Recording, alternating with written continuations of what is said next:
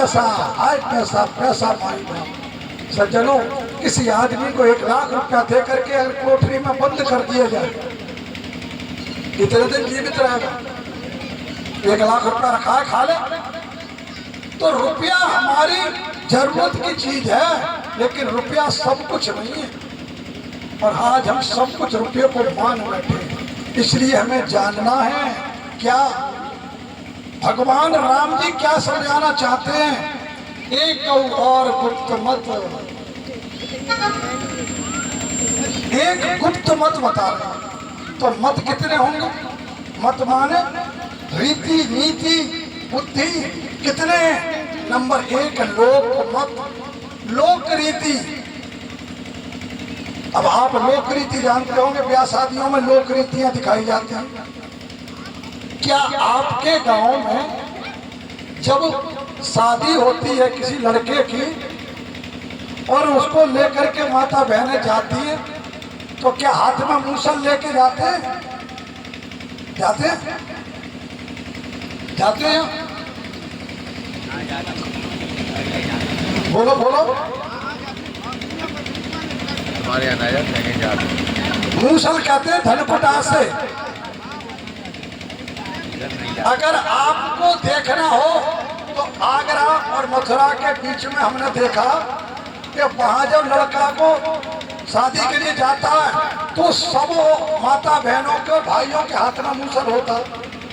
हमने कि ये कौन सी बीमारी है इनके पास, तो सब मूसल ले लेकर निकल रहे। हमने उनसे पूछा, बोले साहब हमारे यहाँ की रीत है, हमारे यहाँ की रीत है। हमने इसमें विचार किया, मैंने ऐसा क्यों हुआ होगा? मेरी किसी से लड़ाई हो गई होगी, ये सब लेकर निकले होंगे उस जमाने में मूसल लेकर, क्योंकि हथियार होगा नहीं तो घर में जो मिलेगा सुई लेके चले। और वो आज भी एक रीत बनी बनी। दूसरी रीत में आपको अपने यहाँ की बताता हूँ, जो मैंने अपने परिवार की रीत को तोड़ा। हमारे यहाँ क्या होता था, जब कोई मर जाता था तो घाट पर जाते शुद्धिकरण होता है, आपके यहाँ भी होता होगा, सिर मुड़ता है। और वहां जाने के बाद क्या होता था कि आदमी अपनी बनियान और अंडरवियर उतार देते थे, नहाने पहनकर नहाते थे। वो भीगे कपड़े माता बहनें पहनती थी, जिसकी जो बहू है कोई है तो पहन के नहाती थी, और फिर उसके बाद वो घर को आता। हमने देखा पढ़ने लिखने के बाद, मैंने कि ये क्या ड्रामा है। हमारे भी घर में मौत हुई, हमारे बड़े भाई खत्म हुए। हमने अपने घर में कह दिया कि ये तुम अपने कपड़े पहनो। तो हमारे यहाँ भी हमारे बुजुर्गों ने कहा कि बेटा ये तो रीत चली आ रही, मैंने हमें ऐसी रीत की जरूरत नहीं है। बाद जमाने में कपड़े ही नहीं होंगे, काम चला लिया होगा, जाड़े का मौसम रहा होगा, एक से काम चला लिया होगा दोनों ने। अरे आए तो 4-4, 5-5 साड़ियां हैं, हम पर अलग बनियान अंडरवियर है, क्या जरूरत है कि तुम हमारे कपड़े पहन के नहाओ? नहाना ही तो है। ये रीत टूटते टूटते आज टूट गई, अब सब लोग वही करने लगे। तो बीच में आपको आना पड़ेगा। रात मेरे बेटे ने भी आपको बताया कि 100 लोगों ने मिलकर एक चिराग को बुझा दिया। उस एक चिराग से अपने को नहीं जलाया, और 100 चिराग जल जाते, 100 दीपक जल जाते तो पूरा गांव में रोशनी हो जाती। तो आज हम टांग खिंचाई करते एक दूसरे की कि ये कैसे आगे बढ़ गया, अपनी कमियां नहीं ढूंढते, खुद करने की नहीं सोचते। इसलिए जानने की कोशिश करो। तो जानना क्या है? भगवान शंकर कह रहे हैं कि एक तो मत के हैं लोक मत, लोक रीति, लोक मत। इसके ऊपर आती है वेद मत, वेदों की रीति, वेदों के मुताबिक है लोक मत, वेद मत। इसके बाद आती है तीसरी वेदांत मत। वेद का अंत क्या है? वेद, चारों वेदों का निचोड़ क्या है, एसेंस क्या है, उसका जूस क्या है, चारों वेदों का जूस क्या है? लोक मत, वेद मत, वेदांत मत, और इसके ऊपर आता है संत मत। संत का क्या मत है? जिसने इन सब बातों को समझ करके अपनी वाणी में प्रस्तुत किया, उसे कहते हैं संत मत। इसके ऊपर की बात भगवान राम कह रहे हैं कि ये तो हो गए 4 मत, लेकिन एक और है गुप्त मत। क्या कहा? गुप्त। गुप्त माने छिपा हुआ मत। यही बात भगवान श्री कृष्ण अर्जुन से कहा कि मैं एक गुप्त ज्ञान तुझे दे रहा हूं जो करने में बड़ा आसान है। तू उस ज्ञान को जानकर भजन कर। गीता अध्याय 3 और लास्ट वाले श्लोक को पढ़ लेना। तो जब अर्जुन से ये कहा कि मैंने ये ज्ञान सबसे पहले सूर्य को दिया, सूर्य ने अपने पुत्र व्यवस्थित मनु को दिया, मनु ने इक्ष्वाक को दिया, इक्ष्वाक ने राजर्षियों को दिया, उसके बाद ये ज्ञान छुप गया। आज तू मेरा प्रिय सखा है, मित्र है, शिष्य है, इसलिए मैं पुरातन योग वही पुराना ज्ञान मैं तुझे प्रदान कर रहा हूं। तो अर्जुन हंसने लगा।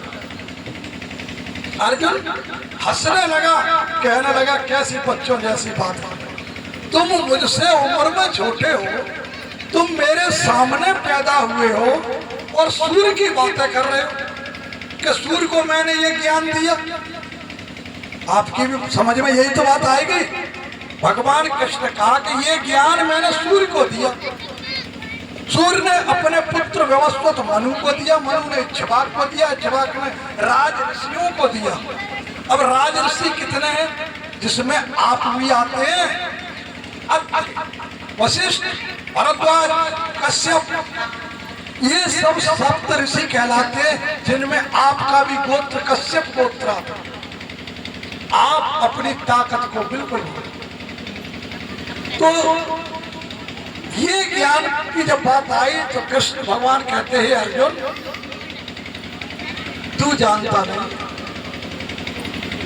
तू जानता नहीं है, मेरे और तेरे हजारों जन्म हो चुके हैं, पर उनके विषय में तुझे जानकारी नहीं है, मुझे जानकारी है।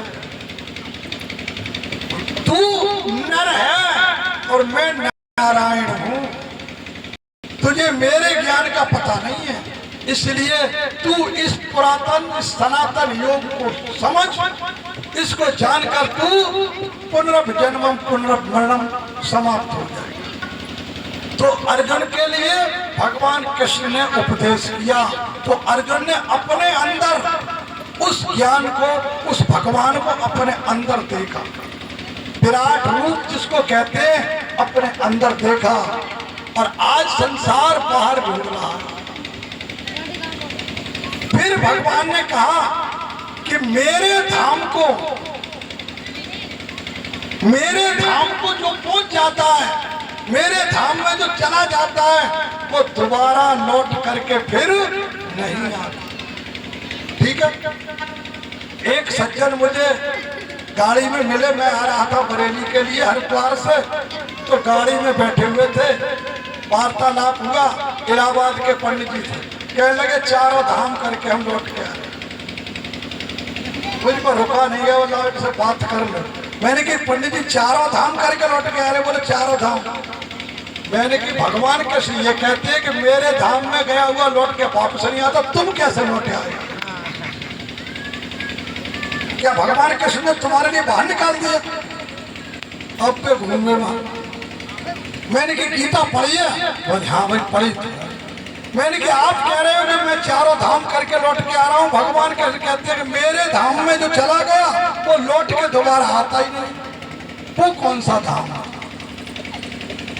इसलिए मैंने कहा पंडित जी ये किटकिन्ना ज्यादा दिन ना चलेंगे, इन किटकिन्नाओं से ऊपर उठो, या असली धाम भगवान का है वहां आप पहुंचो। असली धाम भगवान का क्या है? भगवान कहाँ रहता है? अरे खोज करके तो कम से कम मनुष्य ये बताओ कि भगवान रहता कहाँ है? आप तो 4 दिन से सुन रहे हो, समझ में नहीं आ रही बात। बताओ भगवान कहाँ रहता है? हाँ भैया आप बताओ भगवान कहाँ? बोलो अंदर है सर। क्या कह रहे हैं? खड़े होकर देखो साहब, ये गलत कह रहे हैं, सही ये कह रहे हैं भगवान हृदय में वास करता है। ठीक है, बिल्कुल आपका राइट, बिल्कुल सही उत्तर है। भगवान सबके हृदय में निवास करता है। मैं एक बात पूछना चाहता हूँ, जितने भी बहन भाई यहाँ बैठे हैं, नाम तो सबके के बगैर नाम का कोई और भी है क्या? कोई बगैर नाम का है इस गाँव में? कैसा उसका कोई नाम ही नहीं है? कोई बहन हो आपके जानकारी में कि इसका कोई नाम नहीं है अब तक?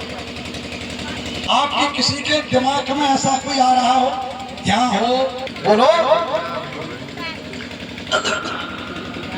आप यही कहेंगे कि बिना नाम का कोई है ही नहीं। ठीक है, तो यहाँ जितने बहन भाई बैठे हो, अपना अपना नाम तो सब जानते हो कि नहीं जानते हो? बोलो, आपका क्या नाम? मेरा नाम रामेश्वर दयाल है। रामेश्वर दयाल। अपना नाम यहीं लेके आए हो संग, या घर पे छोड़े आए हो? जब हम यहाँ बैठे तो यही है हमारा नाम। ठीक समझ में आ गई आपके में कि हम जहाँ बैठे हैं भाई हम हैं, और नाम भी हमारा यही है। आपकी समझ में मेरी भाषा आ रही है? भगवान आपने कहाँ बताया? अंदर। और नाम कहाँ ढूंढ रहे हो? बाहर। जब भगवान अंदर है, तुम यहाँ पंडाल में बैठे हो, तुम्हारा नाम भी पंडाल में है। इसी तरह भगवान हमारे, उसका मार्गदर्शन भी तो हमें चाहिए, तो बिना मार्गदर्शन। बहुत बहुत धन्यवाद। आप अंदर आपकी बात रही, आपकी समझ में आ गई कि मुझे मेरा मालिक चाहिए, उसका नाम चाहिए, तभी तो पुकारोगे। और जब पुकारोगे, मैं यहाँ से पुकारूं, जैसे कहीं पर 10 डॉक्टर बैठे थे, 10 डॉक्टर एक भीड़ में, उनमें एक डॉक्टर सुरेंद्र गुप्ता भी बैठे थे। और 10 डॉक्टरों में मैंने कहा मेरे पास आ जाए, तो और डॉक्टर आएंगे? और क्यों आएंगे? सुरेंद्र गुप्ता को बुलाया तब वो आ गए। इसी तरीके से तुम बाहर में भटक रहे हो, तो अंदर वाला तुम्हारे सामने क्यों आएगा? बोलो, विचार करते जाओ मेरी बात का। तुम तो बाहर ढूंढ रहे हो, और बाहर वालों को भी किसी को जानते नहीं हो। तुमने हाथी को समझ लिया कि ये गणेश, तुमने बंदर को समझ लिया कि जो हनुमान जी, बंदर को हनुमान जी मान लिया, हाथी को गणेश जी मान लिया। अरे मेरे भाई, आज के पढ़े लिखे बच्चे एलिफेंट गॉड कहते हैं, वो गणेश भी नहीं कहते, वो तो कहते हैं एलिफेंट गॉड, हाथी भगवान। तो इन चीजों को आपने मान लिया, हाथी को गणेश, बंदर को हनुमान, किसी आदमी को राम नहीं माना। जब बंदर हनुमान हो सकता है, तो आप राम नहीं हो सकते? क्यों नहीं हो सकते? कि राम का एक भी आचरण हमारे पास नहीं है। अगर हम राम का आचरण उतार लें, अगर हम राम की ओढ़नियां ओढ़ लें ज्ञान की, तो राम आपसे अलग नहीं है, आपके पीछे पीछे चलेगा कि धन्य है मेरे भगत, तो तुम मेरे पक्षों पर चलने लगे। तुम्हारी सारी काम, तुम्हारे सारे बात राम भगवान पूरे करें। ये मेरा निजी अनुभव है, जो रात आप सभी देख चुके हो। आपने देखा, बच्चे को बुलवाया तो वो भी कथा सुना रहा, पत्नी को सुनवाया वो भी कथा सुना रही, पोती 3 साल की वो भी कथा सुना रही। ये क्या आपने देखा, क्या अनुभव किया? जैसी संगत वैसी रंगत। ये रंगत चढ़ रही है उन पर अभी से, तो ये एक दिन महानता को प्राप्त करेंगे। जिस वक्त मेरे पिताजी मंदिर पर बैठ करके रामायण पढ़ते थे, तो मुझे गोद में लिटा लेते थे, मुझे गोद नहीं आता। उसके बाद जब मैं थोड़ा बड़ा हो गया, तो बाहर बिठा देते थे गोद से नीचे, और तिलक फिलक लगा करके ऐसे चीत के बना देते थे। मेरे संग वालों को हम बैठ करके कथा सुनते थे, उनके रामायण सुनते थे। उनका धीरे धीरे उसका अर्थ, उनका प्रयास आज गद्दी पर आप सबके सामने बिठा दिया। ये होती है बुजुर्गों की देन। हम विचार करें कि हम अपने बच्चे को क्या देके जा रहे हैं। देके तो जा रहे हैं, पालेज करना मोदी ने नहीं सिखाया है आपको, किसी नेता ने पालेज करना नहीं सिखाया, आपके पिताजी ने, आपके दादा ने गेहूं बोना सिखा दिया। अब तुम हमसे कह दो पंडित जी हमारे खेत में गेहूं कर लो, हो सकता है हम 1 कुंटल बीघा के बोने लगे, हमें तो हमारे गेहूं कितने कुंटल बीघा बोए जाते हैं, तो हमें मालूम ही नहीं है। इसलिए पहले आपको सीखना पड़ेगा, भगवान शंकर की बात को मानना पड़ेगा।